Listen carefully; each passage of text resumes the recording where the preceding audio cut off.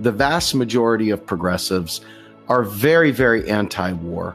But for the last, I don't know, forever, we have been in perpetual war. Even if it's not making the front page of the news, we have drones going all over the world, bombing freedom wherever it can be. I haven't seen a compelling case for any wars whatsoever. If you were elected to office, what types of things would you use as a criteria for whether we should or should not enter into a conflict? Well, I'll tell you, I really like what Tulsi Gabbard is doing. She's introduced legislation that would essentially require Congress to fulfill its obligations to approve any war making. That's in the Constitution. Instead, we've got, I think under President Obama, he was droning 7 countries his entire 2 terms in office, and Congress wasn't voting approval. I guess their only way to vote approval was to approve the appropriations bills for the Defense Department, but they weren't actually having discussions and debates on whether we should be going to war in another country. I think it's an abdication of responsibility. It's not surprising. You know, they say the studies are showing that the average member of Congress spends 30 hours a week dialing on the telephone to wealthy folks to beg for money for their campaigns. Well, if you're spending 30 hours a week dialing for dollars, first of all, you start adopting the mindset of all those wealthy people that you're talking to all the time. But also, do you really have time to have legislative hearings? There were epic legislative congressional hearings decades ago that helped get us out of the Vietnam War after we were already in that quagmire, that started to expose the rot of that war. We need a Congress that's going to talk about these issues and debate them.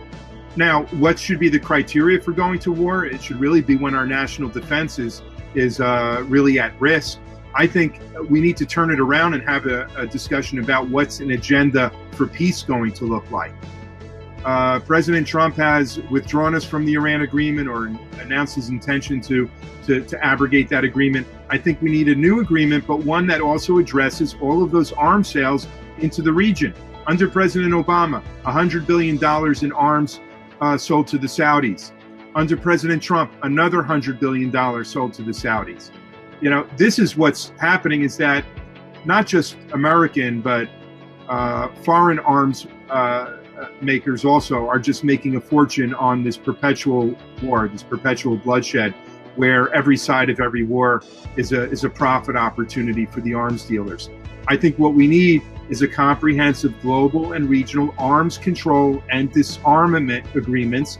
When I was a kid, that was part of the conversation. Of course, the arms control and disarmament then dealt with US and Soviet nuclear ballistic missiles. Now, yes, we need to obviously cover nuclear weapons, but we also need to cover all of those conventional arms that are now destroying, they're killing so many people around the world.